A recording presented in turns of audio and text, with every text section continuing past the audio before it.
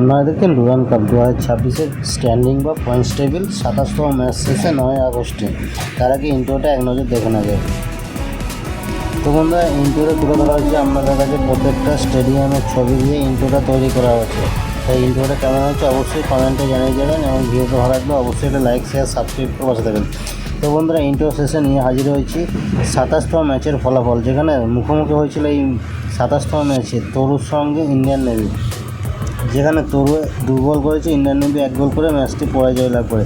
অপরদিকে তরু একটি অসাধারণ জয় তুলে নিয়েছে 2-1 ব্যবধানে, যেখানে তরুর তরফ থেকে সবথেকে 2টি গোল করেছে একটি প্লেয়ার, সেটি হচ্ছে আফ্রিদি বায়ামায়ম।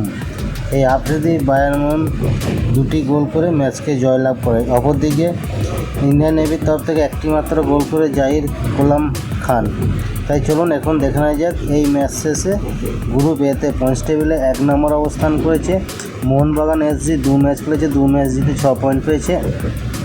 2 নম্বরে ইস্টবেঙ্গল এফসি 3 ম্যাচ খেলেছে, 2 ম্যাচ জিতে 1 ম্যাচ হেরে 6 পয়েন্ট পেয়েছে। 3 নম্বরে সাউথ ইউনাইটেড 3 ম্যাচ খেলেছে, 1 ম্যাচ জিতে 2 ম্যাচ হেরে 3 পয়েন্ট পেয়েছে।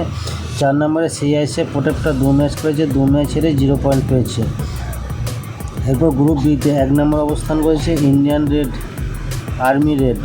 2 ম্যাচ খেলেছে, 2 ম্যাচ জিতে 6 পয়েন্ট পেয়েছে। 2 নম্বর অবস্থান করেছে সমলেশ্বরী এসসি 3 ম্যাচ খেলেছে, 2 ম্যাচ জিতে 1 ম্যাচ হেরে 6 পয়েন্ট পেয়েছে।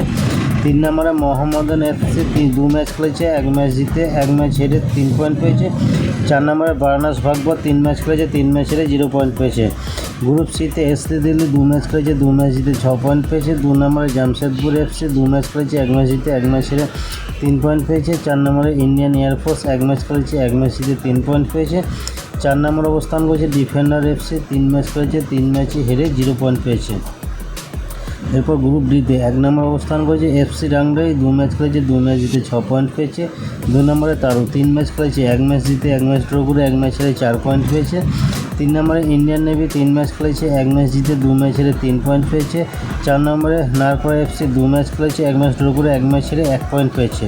এরপর গ্রুপ ইতে 1 নম্বরে শিলং লাজন 2 ম্যাচ খেলেছে, 2 ম্যাচ জিতে 6 পয়েন্ট পেয়েছে। 2 নম্বরে লানসিং 2 ম্যাচ খেলেছে, 1 ম্যাচ জিতে 1 ম্যাচ ড্র করে 4 পয়েন্ট পেয়েছে।